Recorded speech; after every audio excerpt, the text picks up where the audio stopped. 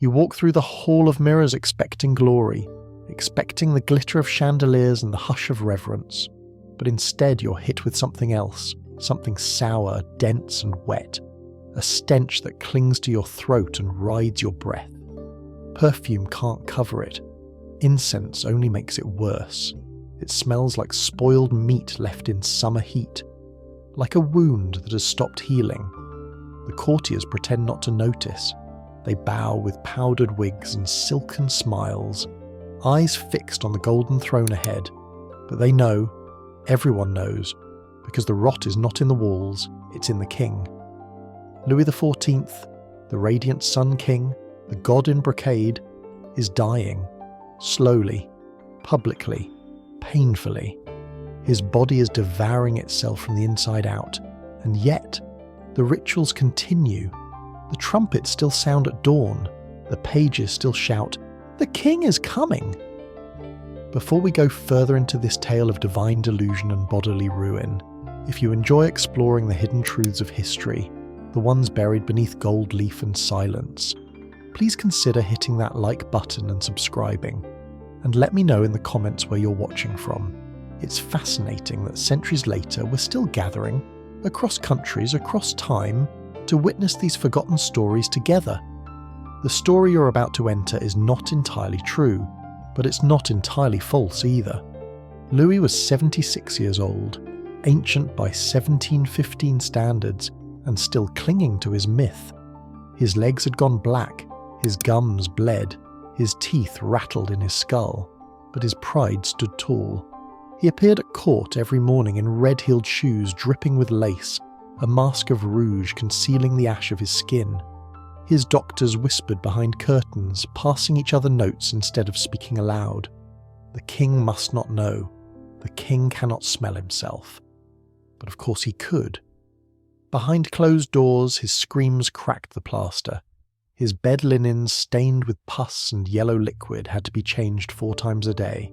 Surgeons lanced boils that hissed when touched.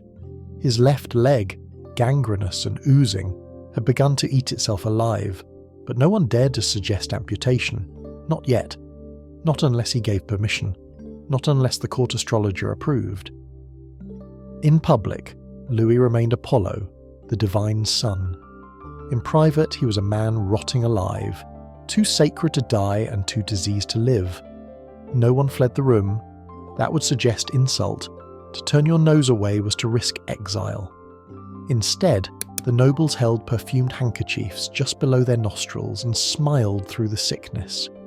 Because Versailles was theatre, and the king was the lead actor in a play no one dared interrupt. Even when his flesh collapsed inwards, even when his chambermaids vomited in corners and begged for reassignment, even when flies began gathering in the corners of his chambers like silent mourners awaiting the fall of a god. And still they bowed. Still they clapped when he managed to raise a hand. Because this was more than sickness. This was doctrine. This was divine right slowly turning black beneath silk sheets. The Hall of Mirrors had never been about reflection. It was about illusion. About watching your own body perform a role while pretending to be immortal. Louis XIV had ruled France for over 70 years. He believed himself chosen, sacred, a sun too bright to fail. But every day his leg reminded him otherwise, and so did the smell. They still called him Apollo, even as the rot spread to his thigh, even as pus soaked through the embroidered sheets and pooled into his red satin slippers, even as maggots squirmed on the wound dressings. The bandages were changed too slowly. He was still the Sun King, still the living god of France, still the man whose very gaze could ruin careers or create them from nothing. No one spoke of the insects, but they came anyway, tiny, black, and buzzing with a hunger no etiquette could restrain. They landed on his bedside fruit bowls and walked across his pillows. Sometimes they hovered near his open mouth as he gasped through sleepless nights, his lips cracked, his tongue dry from infection. Attendants waved perfumed fans to keep them away. Priests burned incense and chanted prayers in Latin. Still, they came, because flies have no use for titles. only decay. Louis XIV had built an empire around himself, architecturally, politically, theologically. He was not merely a king, he was the state. L'État, c'est moi. His image hung in every chamber, his monogram adorned every gate. Versailles was designed as a reflection of his body, its central axis aligned with his bedchamber. He made himself the source of all light, and he made others orbit him like lesser stars. But by 1715, that divine centre had begun to collapse inward.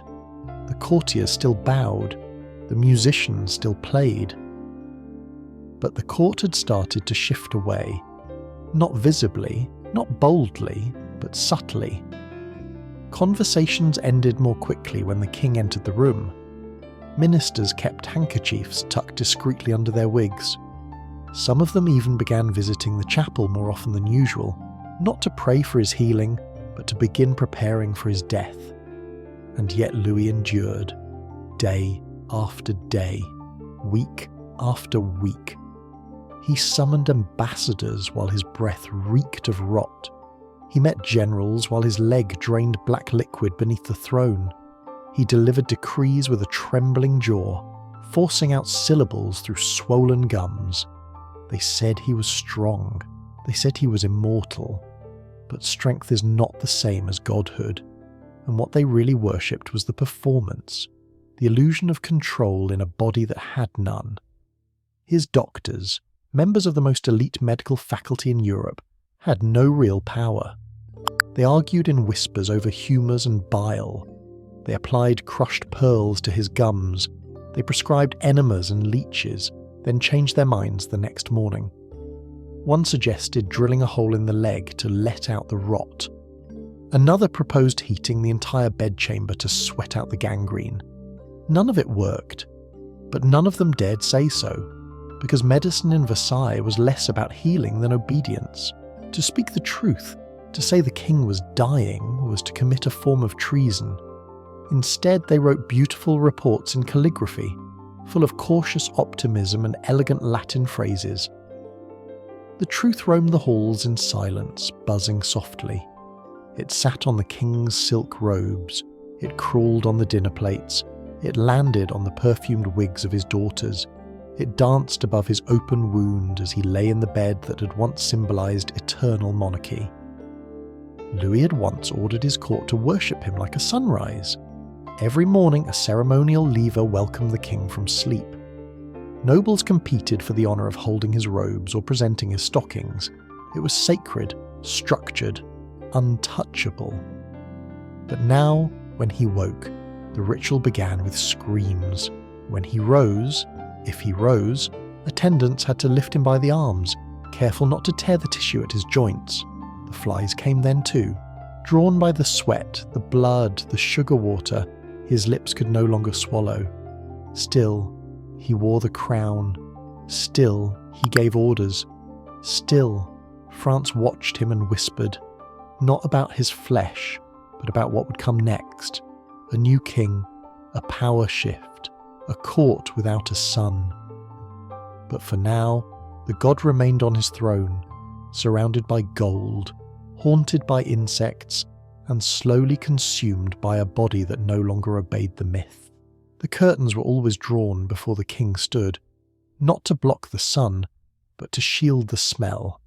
Behind the velvet drapery of Versailles, there was no perfume thick enough, no rosewater bath long enough to mask the truth. Louis XIV was dying, and his body had become a battlefield. By late August of 1715, the gangrene in his left leg had spread upward to the hip. The skin had blackened, hardened, and begun to split open. The flesh inside was soft, wet, and crumbling. Surgeons called it putrefaction. Courtiers didn't call it anything at all, they just looked away. Inside the king's private chamber, candle wax pooled on marble floors and blood pooled beside it. The Sun King's bed, carved oak, draped in crimson damask, had to be covered with thick linens to soak the seepage. 4 times a day the servants would peel back the sheets, scrape away the yellow paste, and rewrap the rotting limb. Each time they did, the king would scream, not shout. Scream. A sound so raw it cut through the stone walls and echoed down the halls. But no one rushed in. No one offered relief, because even the king's pain had rules. At court, even agony had to be choreographed. The curtains would be closed, incense lit, the window cracked to let the flies escape. Chambermaids held their breath while surgeons whispered and wiped and burned the edges of his wound with hot irons, hoping to cauterize what could no longer be saved. Every twitch of his face, every clench of his jaw was monitored, because if the king died mid-treatment, someone would be blamed. So the physicians made a decision, not to heal him, but to wait. Wait for a sign that it was safe to speak the truth. Wait for a moment when someone else would say it first. Wait for his body to make the final decision. By then, Louis had stopped walking. He'd stopped eating. He mumbled, slept, then woke in confusion. His skin had turned a bluish grey. His teeth clacked when he tried to speak. His fingernails grew long and curled, while the flesh beneath them softened and peeled. Still, the court continued to function. Still the nobles attended their masquerade balls, their operas, their hunting parties. From a distance, Versailles sparkled. Up close it reeked. But only a few were allowed to get that close. The Grand Chamberlain, the first doctor, Madame de Maintenon, his final mistress, perhaps his secret wife, sat with him each evening and wept in silence. She changed the cloth beneath his head. She wiped his face with rosewater and read psalms aloud, even when he no longer responded. She never mentioned the smell. The silence behind the curtains was sacred. There, the king could rot without judgment. There, his divinity could decay unobserved. There, the myth of Louis XIV could decompose slowly, carefully, managed by those who loved him too much to break the illusion. Because it wasn't just his body that was dying, it was everything. His lineage, his vision, his control. The image of a perfect France ruled by an immortal king was unravelling with every drop of fluid that soaked through the mattress. To say it aloud, to admit that rot had reached the throne, was to break a spell woven over 7 decades. The courtiers outside the chamber whispered in corners. Who would succeed him? Would his 5-year-old great-grandson survive? Would France survive? Could a country that worshipped one man survive the death of his image? But none of them asked how he felt. None of them dared look into his eyes, because they might see it. The fear, the knowledge that he too could smell himself. The horror of dying not as a god, but as a man whose leg had turned to poison. A man hidden behind curtains, stripped of glory, holding on to power not through majesty but sheer refusal to let go. The rot was no longer just in his leg, it was in the walls, in the silence, in the lies that held Versailles together, and behind those curtains it spread. You were never meant to see the latrines. You were never meant to smell the rot behind the gilded panels, or hear the rats scratching inside the palace walls. Versailles was a mirror, not a window, a place built not to reveal, but to reflect. It showed you what Louis XIV wanted you to see: perfection, power, godliness, order. It did not matter that beneath the marble floors, men emptied chamber pots into trenches, the fountains stank in summer, that nobles soiled themselves in silk because the walk to a commode was too undignified. It didn't matter because Versailles was never real. It was a theatre, and Louis was its playwright, its director, its star. He ruled not just by decree, but by performance. Everything about his daily routine was a sacred ritual. The lever, the king's waking, was choreographed down to the folding of his bed sheets. Each morning, the most powerful men in France competed for the honour of handing him his slippers, to dress him, to pour his water, to stand in the room and say nothing at all. It wasn't about intimacy, it was about proximity to divinity. And if you could smell the pus leaking from his leg, you didn't mention it. If you saw his lips tremble in pain as his physician laced his bandages too tightly, you looked away. because Versailles was built to hide the truth, and Louis spent his life hiding inside it. But by 1715, the lie was fraying. The mirrors no longer reflected youth. The fountains no longer masked decay. The man who had once been the centre of all light now moved like a dying lantern, flickering, wheezing, sagging under the weight of 70 years of myth. His body wasn't just failing, it was telling the truth, and that truth terrified everyone. Behind the laughter, behind the dances, behind the powdered cheeks and painted moles was a quiet panic. Ministers smiled while rewriting succession plans. Nobles drank while bribing surgeons for private updates. The palace guard spoke of ghosts roaming the corridors, figments of plague, death, and judgment, drawn to the dying god on the throne. But still the performances went on, because the rituals of Versailles had become more powerful than the king himself. He could no longer rise from bed without assistance, but the music still played. The court still assembled. Dinners were served with 25 courses and 50 candlelit footmen. Even if Louis could only manage 3 bites, even if his gums bled with each chew, the spectacle continued. Because to stop it would be to admit he was dying. And to admit he was dying was to admit the entire system had always been a performance. There were no toilets in Versailles. People relieved themselves in stairwells, behind curtains, into porcelain vases emptied only when someone remembered. The great palace stank, but artists painted it clean. Historians later wrote about its elegance, its balance, its golden proportions. No one wrote about the lice, the fevers, the sweating sickness that took entire servants' wings in a single week. Louis knew it too. He had created this place out of fear. Fear of rebellion, fear of chaos, fear of truth. He'd moved the court from Paris to isolate his nobles, to trap them in a world of ribbons and rituals so exhausting they had no time to plot. He kept them dancing while he pulled their strings from behind velvet curtains. But now, in the end, the strings had knotted. He couldn't walk the halls without collapsing. He couldn't sit for the throne sessions without bleeding. The god was crumbling in his temple, and no one dared say it aloud. Because to speak truth in Versailles was heresy. It wasn't built for truth.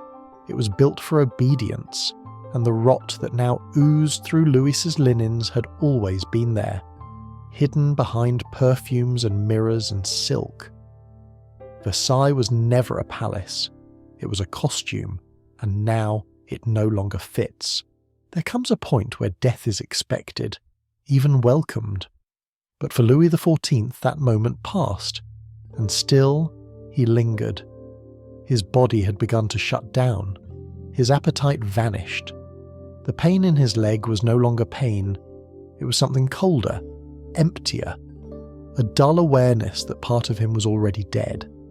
Surgeons changed the bandages without comment. The leg was hard as wood, black as coal. The rot had stopped spreading, not because it was healing, but because it had nothing left to destroy. And still, the king lived. They called it a miracle. They called it strength. They whispered that even death feared the Sun King. But inside his chambers, no one used those words. There, they spoke carefully, as if the wrong syllable might snap whatever thin thread still held Louis to life. There was no laughter, no music, just the sound of his breath, ragged, wet, pausing longer each time before returning like a wheeze through broken glass. The physicians hovered like crows. They no longer touched him without prayer. They waited for signs, not medical, but divine. His pulse meant nothing. His skin tone meant nothing. They studied his dreams instead, his sweat, the patterns in his moans.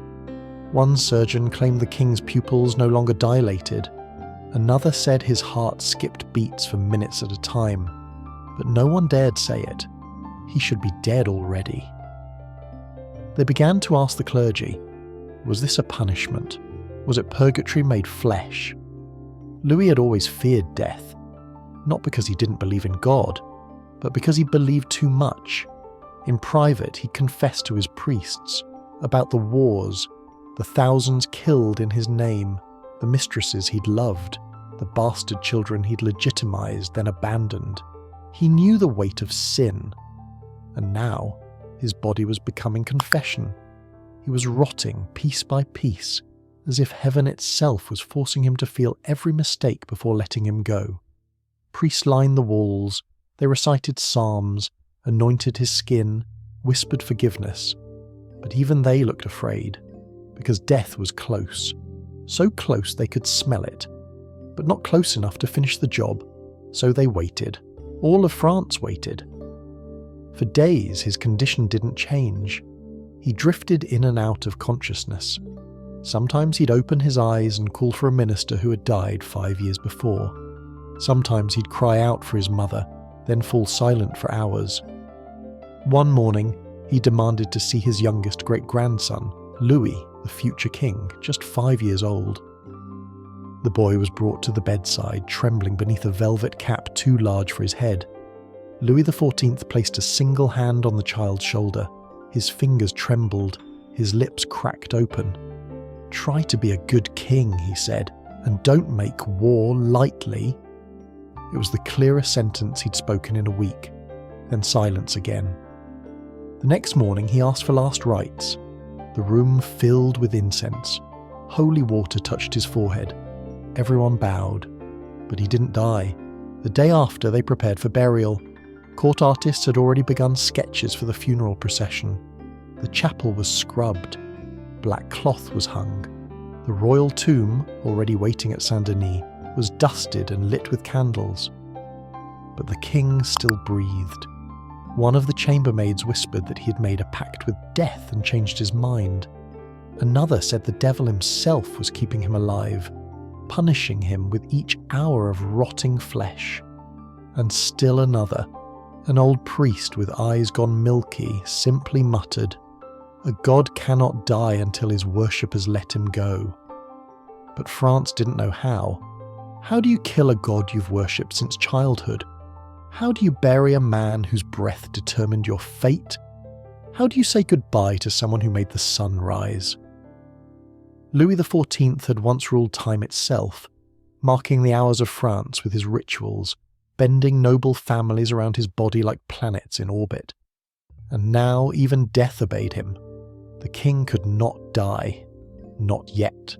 Versailles gleamed under the morning sun, gold railings, glass chandeliers, silk-embroidered walls. But step closer, and you'd see it. The brown smear at the edge of a stairwell, the buzzing cloud above a porcelain pot, the way courtiers lifted their robes just slightly to avoid something sticky on the marble. Versailles was not clean, it was not pure, it was beautiful rot. There were no bathrooms in the palace, no running water, no sewage system. People urinated behind curtains, relieved themselves in corners, or used chamber pots emptied far too late. The king's personal courtiers had a designated stool room, but even that was a luxury few could access. Most nobles preferred not to walk the long halls or wait in line. They simply found a quiet place and went. One visitor in 1715 described the smell as a mixture of perfume and decay, like roses buried with corpses. The stench clung to the drapes. It hung in the air during balls. Even during royal baptisms and weddings, guests pressed scented cloths to their faces, not out of etiquette, but survival. And yet no one complained, because Versailles was sacred, and cleanliness was a private concern in a world built entirely on public spectacle. Louis XIV hated water. He rarely bathed. Doctors of the time believed washing too often would weaken the body and invite illness.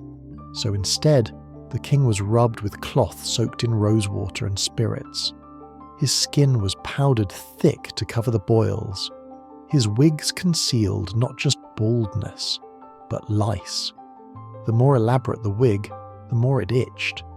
Entire rituals existed for combing through them. Wigs were boiled, perfumed, dusted. But the lice always came back. They were not a nuisance, they were a fact of life. One courtier recorded that his valet removed 20 lice from his neck each morning before breakfast. Another kept a silver comb tucked inside his coat at all times. Yet the court never addressed it aloud. To speak of such things was to rupture the illusion, and in Versailles, nothing was more dangerous than honesty. The makeup was worse. To look alive at court, you had to look dead.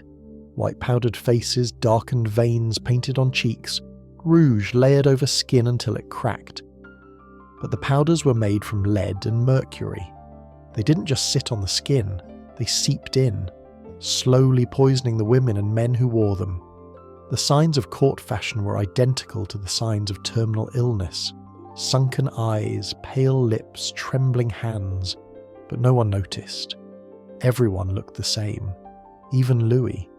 His own face had been powdered for so long that no one quite remembered its true colour. Beneath the rouge and musk and lace, he was already fading. And yet he demanded perfection. He decreed that all courtiers must dress exquisitely. Even the poorest noble was expected to wear silk, to own wigs, to carry perfumed gloves. If they couldn't afford it, they borrowed, begged, or went into debt. Because to appear less than elegant was to risk banishment. At Versailles, poverty wasn't a lack of money, it was a lack of illusion. But behind the illusion, infection spread. Smallpox outbreaks swept through the palace. Coughs echoed in every hallway. No one dared isolate, because absence meant exclusion. A single mist gathering could mean political death. And so, the sick showed up anyway, wearing their fever under powder, wiping blood from their gums between fan flourishes. When the king began to rot, no one was surprised. He had built a world that hid filth behind gold, and now the gold was flaking. His chamber reeked of infection. The sheets had to be changed twice a day. The flies never left. And yet, as he lay sweating through another sleepless night, the palace outside still twirled, musicians still played, courtiers still gossiped over delicate pastries made with spoiled cream. And somewhere, a duchess reapplied her lead powder, smiling into a cracked mirror as her teeth crumbled quietly in her mouth. Versailles was never a monument to beauty. It was a masterpiece of denial. And by 1715, that denial had begun to rot. The king's body was not his own. It belonged to France. And every inch of it, every limb, scar, gesture, and sigh was political. Louis XIV understood this better than anyone. He had turned his body into a spectacle. It was divine, sacred, unquestionable. A symbol of France's glory. A symbol of order, of masculinity, of virility. And so his sex life became a matter of state. His mistresses weren't just lovers, they were policy. Each one chosen carefully, displayed publicly, and discarded only when it became strategically necessary. To sleep with the king was to hold influence. To bear his child, even a bastard, was to rise in rank. The court watched his love affairs the way astronomers track the sun's movements, because they dictated seasons, fortunes, and danger. Madame de Montespan, Madame de Maintenon, Louise de la Vallière. Each woman was known by the sway of her hips, the fragrance of her hair, the tone of her voice in the king's ear. They were not mistresses, they were institutions, and Louis played his role well. He was strong, virile, insatiable. At least that's what the court whispered. His virility was a national myth, used to justify wars, promote royal bloodlines, and suppress rebellion. To question his strength was to question the divine order itself. But behind the bedroom curtains, things were less divine. As the king aged, the rituals of intimacy continued, but his body began to fail. The ulcers came, the infections, the impotence. His physicians prescribed aphrodisiacs made of crushed beetles and powdered antlers. They bled him before visits to his mistress, claiming it would restore vigour. They applied poultices to his groin and whispered Latin prayers over his sheets. But still, nothing. The king who had once bedded half the court now struggled to lift himself from his mattress. And yet the myth continued. Because the king's body wasn't allowed to grow old. It wasn't allowed to stop desiring. A sacred body does not decay. A divine phallus does not soften. So when the rot reached his genitals, no one said a word. The sores were treated discreetly. The doctors called them fevers. The priests called them trials. His mistresses, now fewer, older, more discreet, were instructed to lie, to say he still visited them, that he still touched them, that the sacred body of France still fulfilled its holy function. It wasn't about sex, it was about control. Because Louis had used sex not for pleasure, but for dominance. He had made mistresses kneel before him in court. He had dismissed lovers with a nod. He had used women's bodies to silence rivals, forge alliances, punish arrogance. And now, with his own body failing, that power began to slip. He became suspicious, paranoid, jealous of younger courtiers with clearer eyes and straighter backs. He lashed out in decrees, exiled those who whispered too loudly, appointed eunuchs to guard his chambers. He clung to ritual even as flesh fell from bone. And still, the sacred body was praised, because the image was too powerful to break. Even the church protected it. Though Louis had violated every principle of Christian modesty, the priests called him chosen. They reminded the public of his piety, his funding of cathedrals, his expulsion of Protestants. They insisted that his desires were human, forgivable, that the king sinned only as men must sin. But in his final years, Louis himself began to question that. He confessed often. He wept alone. He refused the touch of women. And when he summoned his great-grandson to his deathbed, he said only this: "Avoid mistresses. They weaken the soul." It was not a condemnation. It was a confession. Louis had built his empire with his body, displayed it, exalted it, worshipped it. Now it betrayed him. His groin ached. His loins bled. His sacred body had become a prison of flesh, once adored, now feared. And still the court bowed. Because to them, the rot didn't matter. Only the performance did. The room was too quiet. Not the silence of peace, but of calculation. Of people holding their breath, listening for something they dared not name. Louis XIV lay in the centre of it all, beneath a canopy of gold and velvet, surrounded by priests, surgeons, ministers, and men who had waited their whole lives for this moment. The Sun King was dying, but he was doing it too slowly. By early September of 1715, the rot had reached his hip. His breath rattled like a broken wheel. His leg was little more than hardened flesh and yellowed bandages soaked through. The pain had faded, not because it had lessened, but because his body could no longer process it. He mumbled names no one recognized. He tried to lift his hand to bless the room and couldn't raise it an inch. Still, they knelt. They whispered "Sire" as if he could hear. They kissed his sheets. They bowed before his failing lungs like worshippers before a dying altar. Because for more than 70 years this man had been more than a king. He had been France. And now France was watching itself dissolve. Louis had given instructions. He wanted a dignified death. Public. Symbolic. Just like everything else in his reign. He would not be hidden. He would not be reduced to whispers and speculation. He wanted his courtiers to witness the moment their god became mortal. So the doors were opened. Nobles filed in. Priests sang. Candles burned through the wax until they spilled onto the marble floor. He lay still, his eyes half open, barely conscious. But his presence still commanded silence. The room waited, and waited, and waited. Every hour that passed without his final breath only deepened the discomfort. Some nobles began to shift their weight. Ministers checked their watches. A few slipped out quietly to draft announcements that had already been prepared.